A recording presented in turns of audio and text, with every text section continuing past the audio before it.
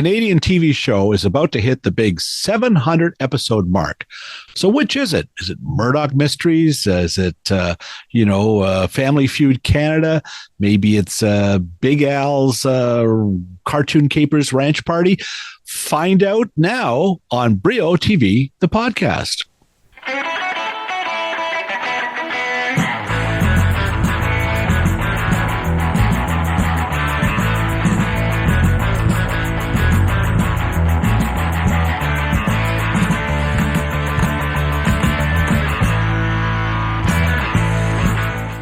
Hi there. Thanks for joining me. I'm your host, Bill Brio, and welcome to this celebration of the 700th episode of a Canadian TV show.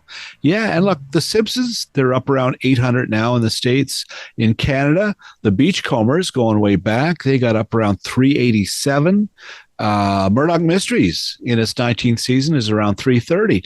What's at 700? Well, none other than Canada's longest running comedy sketch series, and that would be This Hour Has 22 Minutes. That's airing on Tuesday and also streaming on CBC Gem. And look, the guys at PR Publicity Promotion, Jonathan and John, they sent a box full of party stuff to celebrate. We got this hat, this toque. It's got a little tiny 22-minute logo on it. My kids won't even recognize me. They sent party snacks, Canadian hickory sticks, and cheesies. What more do you want if you're partying in Canada watching the 700th episode and 700 episode playing cards with the cast members from the series right on the cards? You got Trent, you got Abba, you got our friend Mark Critch eating some cheesies. So I have two other cast members. They're coming up next. They are Stacey McGunnigle and Chris Wilson. Here, of course, with Stacey McGunnigle and Chris Wilson, and they're, of course, part of the front five on This Hour Has 22 Minutes, which is marking its 700th episode. Of course, joined, as always, with by Mark Critch, Trent, McClellan, and Amuquandoh, and occasionally Greg Toomey, and even Mark McKinney as Mark Carter. Yes. Very funny in that character. He's got it pretty good. So first up, just how staggering is it to be part of something that has lasted 700 episodes, 33 years? Does it sink in what you're part of? I mean, it's pretty incredible. You know, I think it speaks volumes to the show week after week, like wanting to reflect what's going on in the world. And it's been such an incredible place to work it's crazy. It's cool to, watch it as a kid, and that it has been on that long that I was only like 6 years old when it had its first episode. So that is kind of cool to be a part of it now. 700 episodes later is all on our whole lives almost. It's cool. Yeah, it's amazing. I mean, you guys have had careers before this show, of course, in comedy and paid dues and performed on top level things like Just for Laughs and Air Farce. So must be pretty good. It is great that Canada has this now, right? There's so much going on in the world. To have a political satire show is essential viewing. People love it. There's ratings are up this year, right? Oh yeah, it's been incredible. I mean, Chris and I, when we're walking around Halifax and we see younger audience members, cool, the youth, as I say, come up to us and go we love you. We love the show. Oh my God. I mean, it really feels like we're really reaching new audiences all the times, which is, we do not take for granted. Yeah. And I think, being a sketch comedian and coming from comedy, you don't really think you'll be able to do sketch as you get into the industry.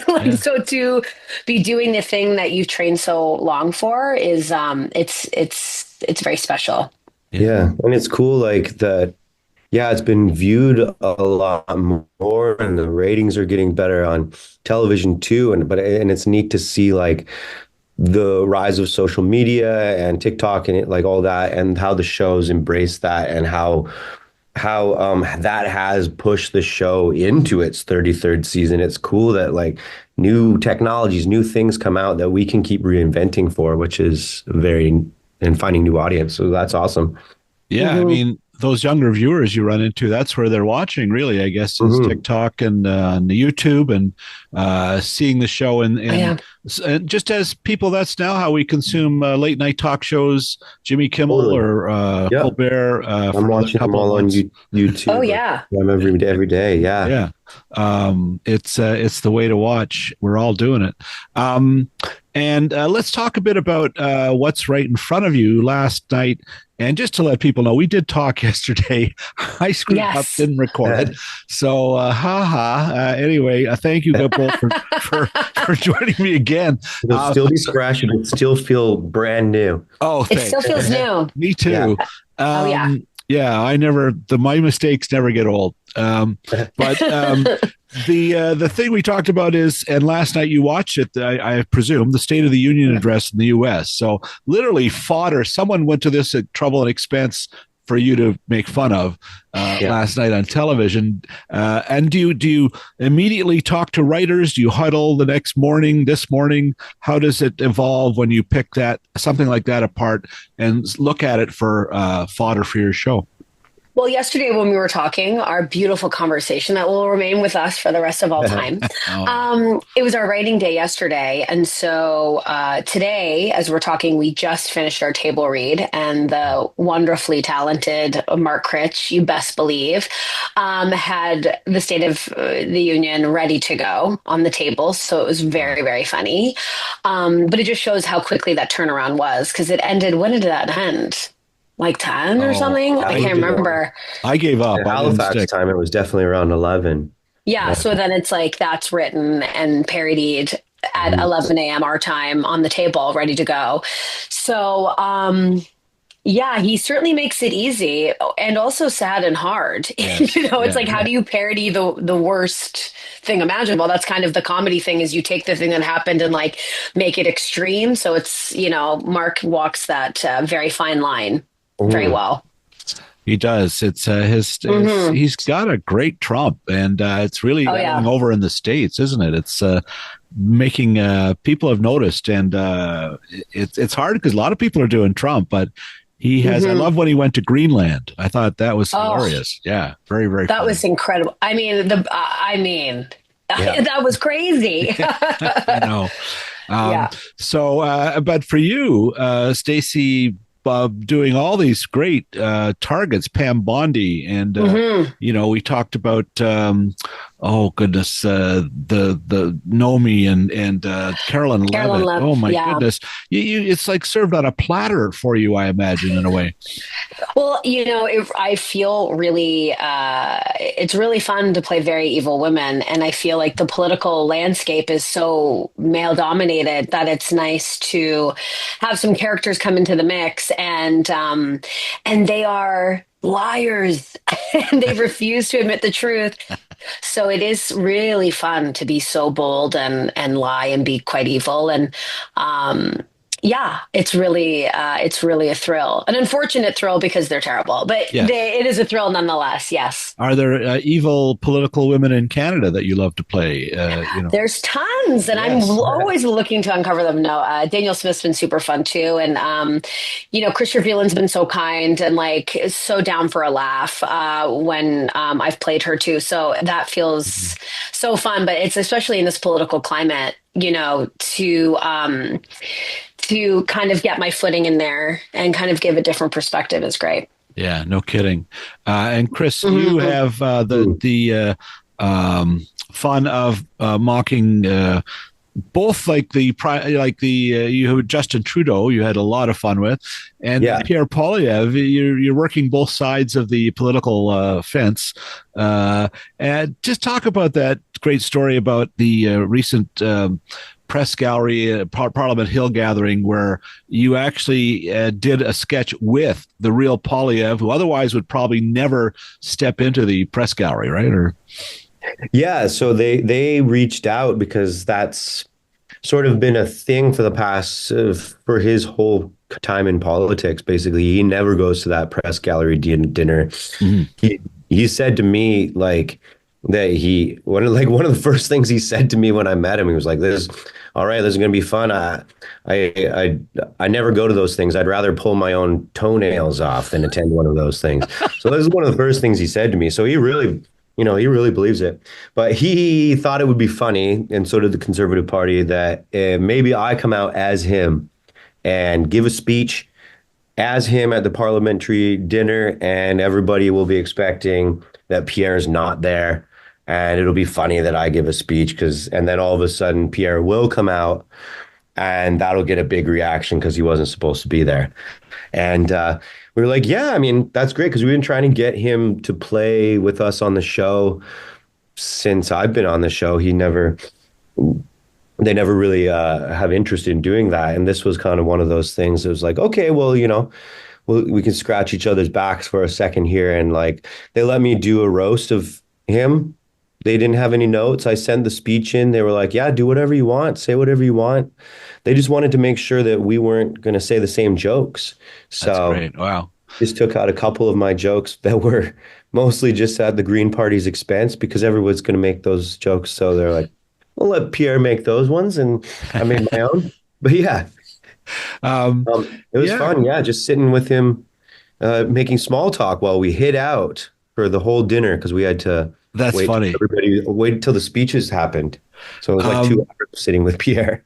Yeah, because you haven't held back in the past sketches. I mean, those ones where the party is gathering and it's New Year's Eve and it's just a sad, lonely room. The one that he's in. All the people crossing over. Yeah, Leavitt, they all went to Mark Carney's party. Yeah. Yes. Did Poilievre say, "Hey, listen, lay off the this or that," or was there anything he singled out? No, he doesn't really. I would imagine his whole all his colleagues when I was there said like, "Wow, it's a really good impression." Like some of those sketches can get a little too accurate. It's like, were you there? And I was like, so they said that kind of stuff to me, yeah, or you get a snide remark like from one of them, like, "Could I get a photo with my boss, my favorite version of my boss?" Like stuff like that. Like, oh, this is interesting. This is sort of telling. Well, but he never said anything about the impression. I don't know if he really likes stuff. We'll be right back with Chris and Stacey in just a moment.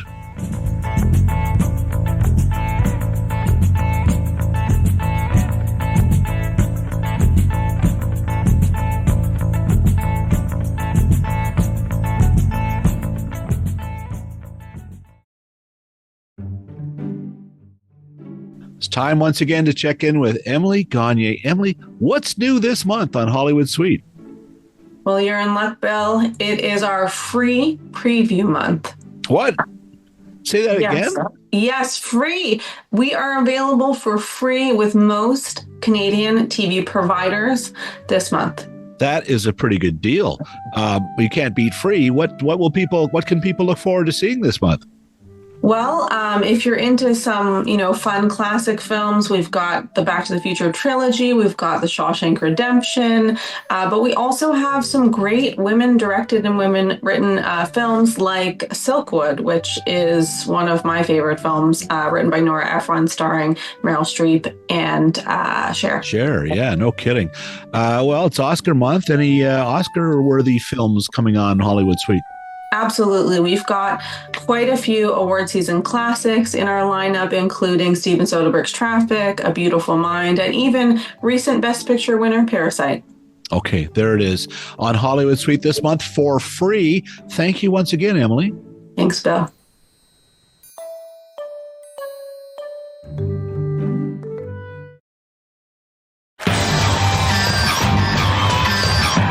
And we're back with Chris Wilson and Stacey McGunnigle. For both of you, when you're doing impressions of famous people who are in front of us daily, you don't always have to be exact, do you? Like it's almost, I've seen Bill Hader sort of just do a 3-word impression of people just sitting in a Tonight Show chair, like that is just as funny as if you were all made up, right? Well, I find like, oh yeah, well, I'm sure Stacey and I talk about the same way. It's just like when I was trying to do Trudeau and be like as note perfect and do the impression as close as I can, it's way less fun and it's probably in turn less accurate. Whereas as soon as I threw the impression away and I was just like, I'll embody just a guy who will like plank in the middle of a conversation, or like the kind of guy that would say huzzah, or just embody that kind of energy is way more fun than trying to be note perfect on an impression. Yeah. And people like it more. Yeah. Yeah. Because I feel like they're like, I think it's like how that person makes you feel is, I think, the most important thing. That's like where the comedy lives, right? So it's like what it evokes from watching them is how I really like to play them. Because it feels so satisfying as a person, to be like, that's who you are. That's the kind of person you are. And it's cathartic for the audience, I think, too, like just on that same level. Oh, my God. Now let's talk about some of the favorite sketches, my favorite sketches on the show, the ones you do together. And I understand you guys, you write them as well. You get together and huddle on a lot of these, right? We do. Chris and I worked together at the Second City many moons ago. We did 2 shows together. I think it was like 2 years, wasn't it, Chris? At least 2 years. Yeah, well, we did give 2 shows over probably 3 years, 2018 to. Yeah, so we started. When we met, we started writing and just immediately like really connected. And then so for us to both be at 22 together and getting to continue that, and you kind of hit the ground running together as a duo, because it's like he knows strengths and weaknesses. I do too. Like we like to play around, and it's kind of nice to have that sort of shorthand and so it's been really, really, really great. Certainly don't take it for granted. It's so nice to have like a comedic partner in that way. Yeah, the chemistry is so important. And, we talked a bit about this yesterday about Catherine O'Hara and the example she provided and the sad events of the last months or so. Obviously, she was someone who would have been an influence for you and for both of you, right? Oh my gosh. I mean, like, as I was saying yesterday, like I feel like there's so many women in comedy. Like for me and myself, she was one of the greats. Like she was an inspiration. And like, especially at Second City, you see her pictures everywhere. You see her with, Andrea Martin, like, oh my God, what a dream. I stole sort of a still of them from the theater when it was getting taken down. By stole, I mean, I asked and demanded. So that's in my office that I treasure deeply, but she was incredible. And she was so, she was a revolutionary because she took up space. She like kept evolving herself. Her characters were never the same. She was shifting and moving, and she like held her own with all the men, and in fact had them running after her. So it's like to watch that, to watch a woman like that who continued to reinvent herself, as women in the industry, we feel like we hit 40 and we go invisible. Not her. No. Right into her 70s, you're right. She and to think that they all emerged, Gilda Radner and Andrea Martin and Catherine O'Hara, like Robin Duke, like they were all in the same car at the same time, right? Yes. Incredible. It's incredible. And they're so giving and supportive, like incredible. So, so it's truly so sad. Yes, I know. And, it's life, I guess. But God bless Catherine O'Hara. She was one of a kind. Now, just about your favorite sketch, my favorite sketches, and we talked a bit already about Trudeau and Katy Perry and that sketch. And I went and watched it, and my God, hilarious. The whole stuff about the jeans. I hope Justin Trudeau sent you a pair of his jeans after this, Chris. Well, we saw that, like the for those who haven't seen it, it was just like there was a sketch about like just Justin wearing jeans on Katy Perry's yacht, and we just sort of saw that, and we were just like, that's so strange to wear jeans on a yacht. Shirtless too. Because there is a more recent photo where he's back on the boat and he's in a bathing suit. So I think you heard it. But if he wants to send us a pair of jeans, I'm happy to work with a frame worker to get those shadow boxed in my home. I'm happy to have those. They should. Somebody should. They're gorgeous jeans. Well, he's a gorgeous guy. And worth something on eBay at least.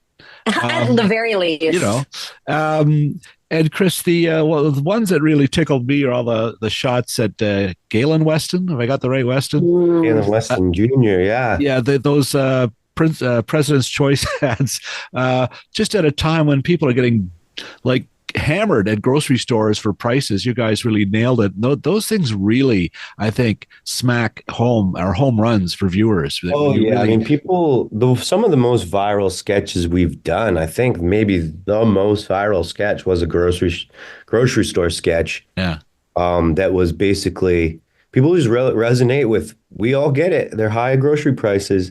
I think the sketch was. Stacey going through the checkout with a bunch of groceries. Yes.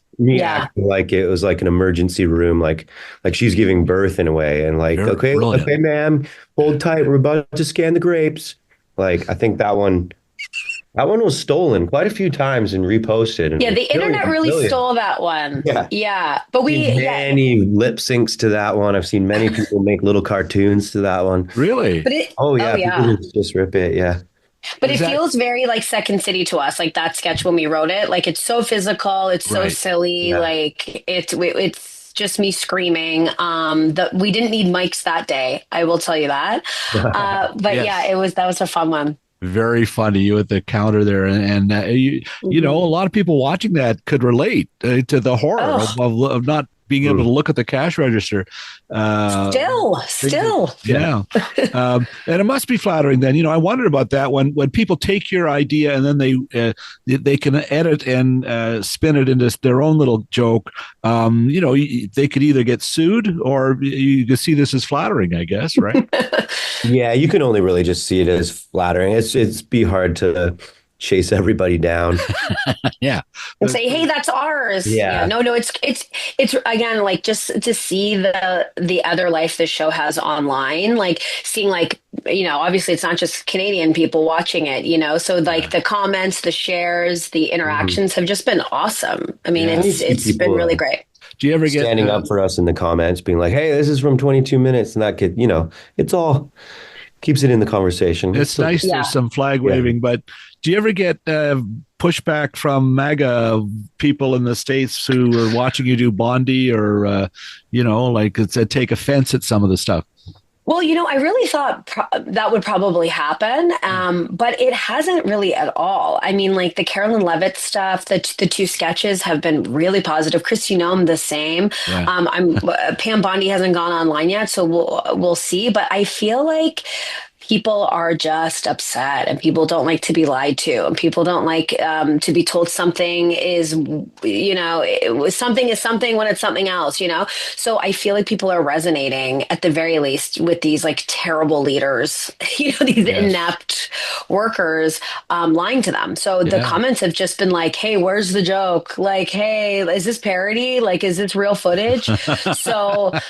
Which is just the best because, you know, you feel like people are feeling seen in the stuff you're doing. Well, it was hard to tell last night on the show there Tuesday. We're talking on the Wednesday after, and it was you guys, it was Pam Bondi at the hearing, and she was coming under attack, and people were trying to get any answer to any question, and she was just talking about the stock market.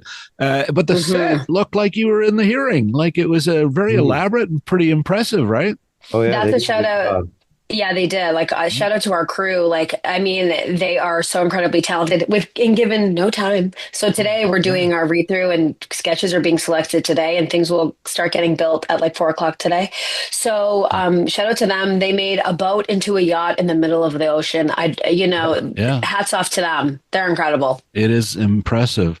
The other sketch I laughed at last night again was all you guys are being called back to work by your boss, by Trent, and you basically took your socks and shoes off.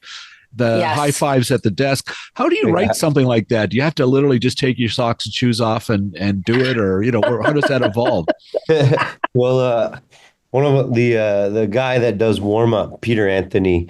He's a great stand-up comedian. He wrote that one, but we gave him a really hard time about that. Oh yeah, Peter, that's a sketch all about feet there, bud. You got yeah, we didn't know you were into that, Peter, but it's good to know. A little Tarantino-esque here. Wow. Yes, but he wrote that, and the socks came off. So for free, no less, for That free. very, very funny. Yeah, And one other sketch I want to single out, the Chrystia Freeland job interview with Zelensky.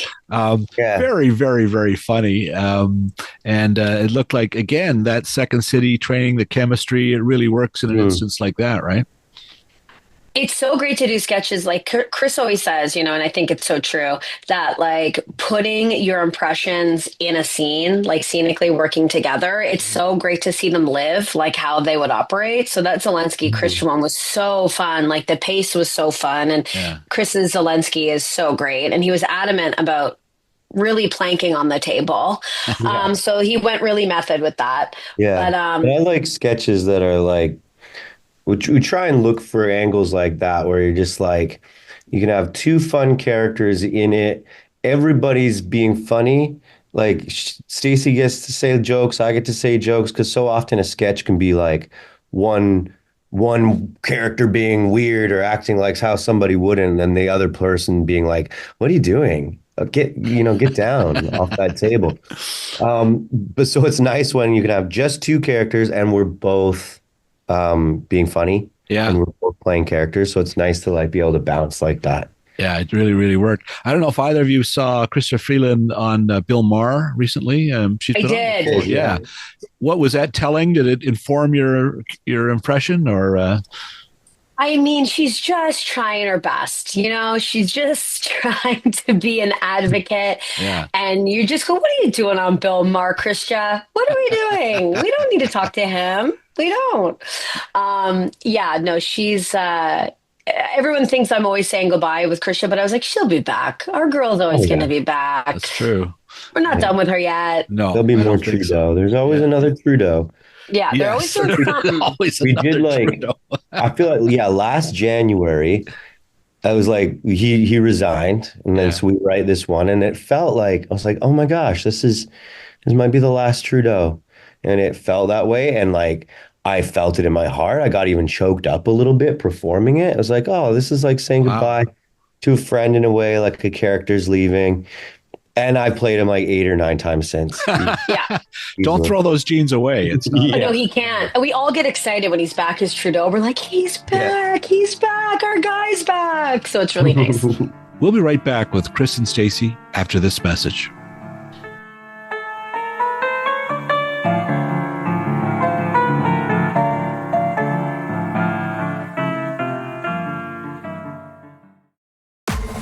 Now streaming. One house, 10 wild Canadians. This is Canada Shore. We've come from all over Canada to the country's #1 party spot.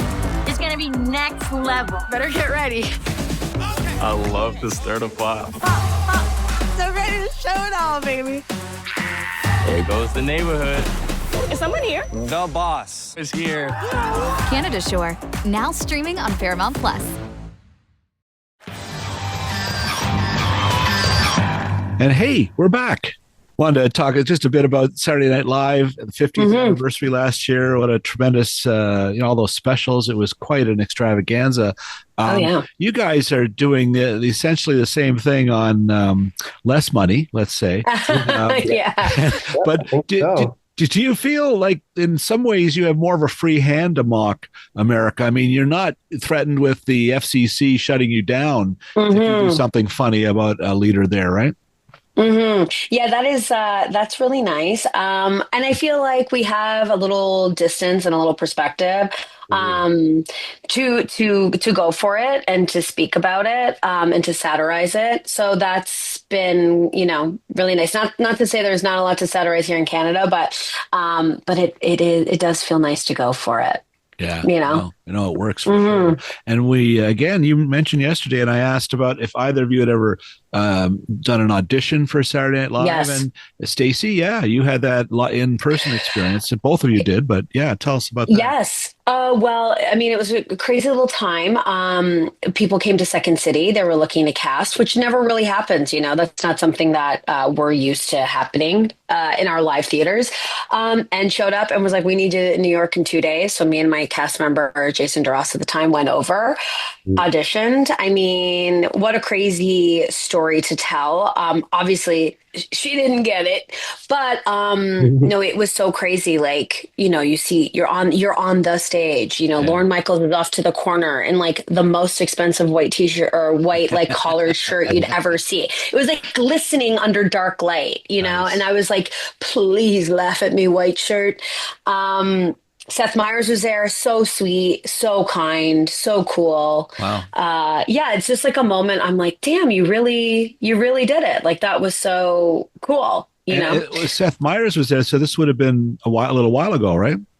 Well, I don't know if he was. I can't remember him being on the show. Oh, okay. He might have still He's been on it a while. I think. Yeah, he'd been head writer at that time. Actually. He might have been. Yeah, but he was really cool. I mean. Very cool. I've talked to him once or twice. Very nice. He seemed really kind of a sweet. Yeah, but the story you always hear is that's a shredder, that show, that job. Like I've actually went years ago and talked to Norm Macdonald in his office there, and I think Mark McKinney way back. And they both look like they've been run over by cars. Like it was, like it would take years off your life. You hear do you feel what the job you do is in the same kind of we got 1 week, let's go marathon, but hard as it is, do you think maybe it's a little easier than the grind that is Saturday Night Live? The grind's pretty similar because we do our live. We don't do it live on Saturday, but we do a live show on Monday, and then we write on Tuesday. Today's our table read. We'll shoot Thursday, Friday. Then we get the weekend. Then we do the live show Monday, and we're right back at it on Tuesday. Yeah. So I've thought about that because, like, I love SNL stuff. I've read every book there is. I've always wanted to be on it. I listen to every interview that anybody does on it. And I've thought about like this show compared to that show. And it seems like like I heard Beck Bennett say like, yeah, I could just, if I felt like I was heavy in one show, I'll just not write in the next show. And I was like, I don't think there's only 5 of us. Yeah. I think we get in trouble for not writing. Like we have to keep going and keep churning. And then that's the other thing. There is only 5 of us. Yeah. So no kidding. There isn't really a whole lot of like light weeks. We're all, I mean, I won't speak for everybody, but I feel like we're represented. Everybody's it's trying to be equal in you know what I mean?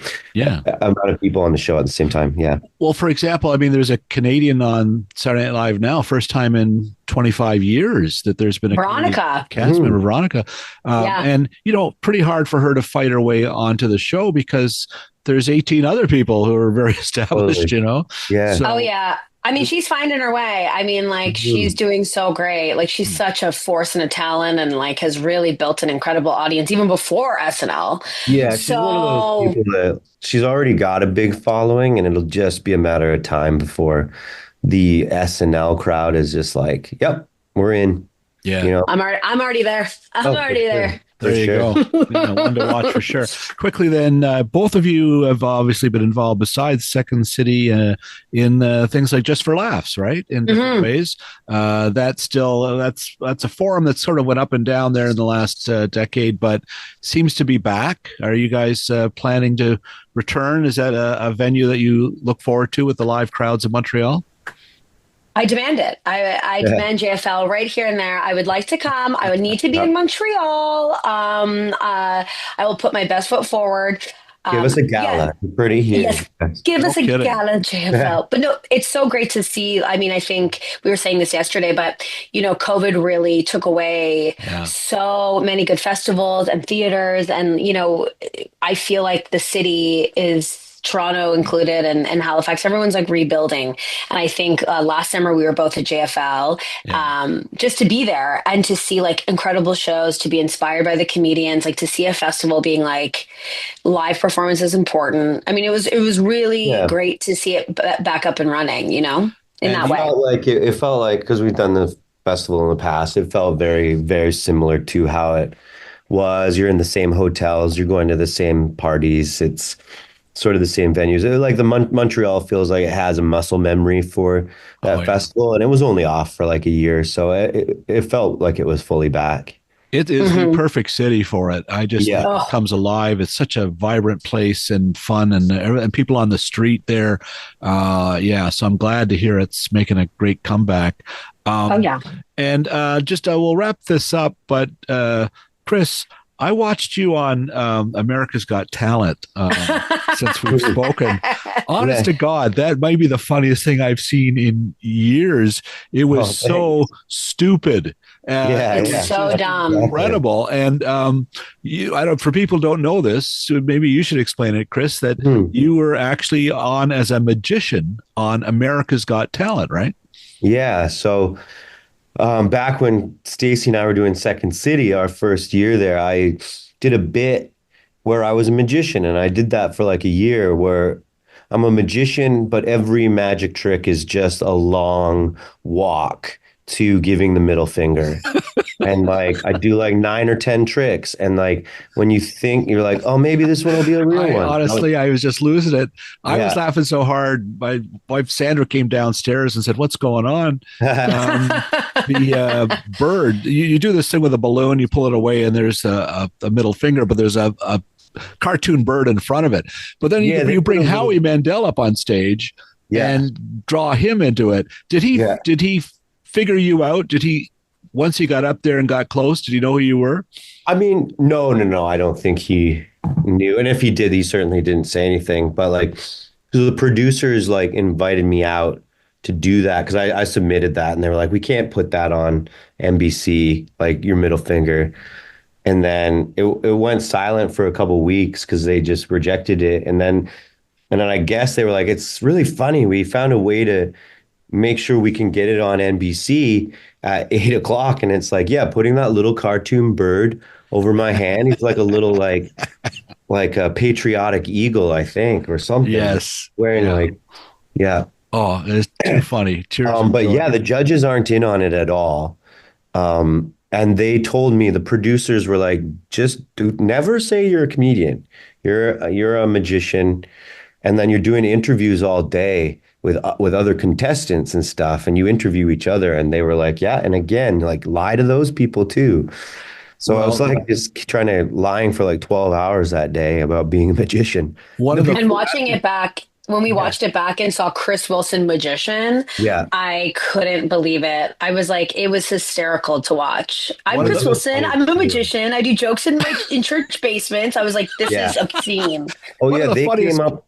Sorry, I just with that. Yeah, one of the funniest parts, Chris, Sofia Vergara is saying, "Oh, how old are you?" And okay, well, you must have another job. What else do you do? And you said, "Well, I'm also a valet." Oh, I'm a valet. Like I wasn't lying. They were like, tell your truth, but just replace the word comedian with magician. So like, I was a valet. I valeted for like 10 years in Toronto. Did you really? That's so. Yeah, I was one of my, like, it was a great job. Like, you get good tips to the hours. You can work whenever you want because the hotel's 24 hours. So it's like, there's lots of shifts. I worked at Trump Hotel in Toronto. Did you ever jump in a cool car and then just take it for a spin, get on the for a while? Tons. Yeah, it was for the unwritten thing. Like, you get into a Lamborghini and you're just like, I have to find parking on the other side of the building, guys. And they're like, yep, we know. In Hamilton. Yeah, exactly. Or another city. Driving around the corner. Wow, that's funny. All right. Well, listen, guys, you've been very generous with your time twice now. Thank you. Good luck with the show that's coming up this coming Tuesday, which is the 700th episode. Can you believe? Hour has 22 minutes. Is there going to be a viewing party? Is there something special going on for this one? Well, I've heard there might be a little shenanigan after the live show. So if I find a glass of bubbles, I won't be upset. I'll say that. We do have another week off after this episode. So so everyone, you have ample time to come watch. All right. Well, there you have it, producers. Mr. Donovan, I believe. Is he Yes. still the guy? Oh, yeah. Okay. Well, listen, heads up. You better have a party, and all of Canada will be watching Tuesday, this coming for the 700th episode. Thank you both very much, Stacey. Oh, thank you. Fun Thanks for talking to having you us. twice. Absolutely. I can't wait for the third. All right. Me too. We'll talk soon for the See you. 800th. Okay. Yes. Bye. Bye. Bye.